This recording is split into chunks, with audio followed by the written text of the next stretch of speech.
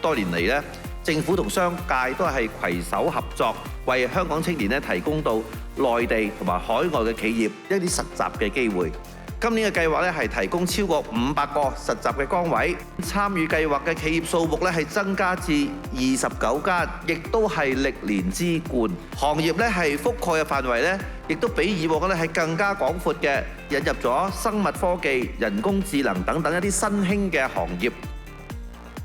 很榮幸啊，我們今年能夠首次加入到民情局這個實習計劃裡面來。除了傳統的支持研發類的崗位，我們今年還特意加入了有 AI 藥物研發的這樣的實習崗位。就我們覺得香港的很多青年人也有很好的這種創新理念想法，那這些很優質的人才通過政府的實習計劃進入到企業，期待這些新生代的人才大膽的問，大膽的試錯，希望他們每個人都能夠不虛此行。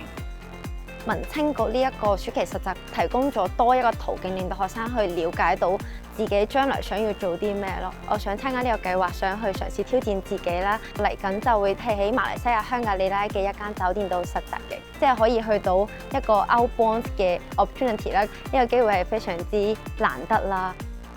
由呢一個計劃開始嘅時候，2018年咧，我哋公司咧就每一年都參與。作為一個即係植根香港嘅公司啦，好希望為咗孕育我哋下一代嘅人才咧出翻一分力啦。咁我哋今次咧有橫跨4個行業、6個內地嘅城市咧參加咗呢個計劃，俾到香港嘅年輕人咧體驗到喺內地嘅發展，亦都係一個咧國際嘅視野。希望咧我哋嘅實習生咧要有一個嘅好奇心，勇於去嘗試。我覺得係一個好好嘅經驗，可以去內地唔同地方，同埋海外有啲平時可能一個普通學生係冇辦法去嗰度做嘢啦。希望可以識多啲aviation 呢個行業，為未來鋪路啦，同埋即係喺呢個社會經到好多啲 experience。今年有成29間公司，呢啲公司平時都好難入去做啦，所以係一個非常寶貴同埋非常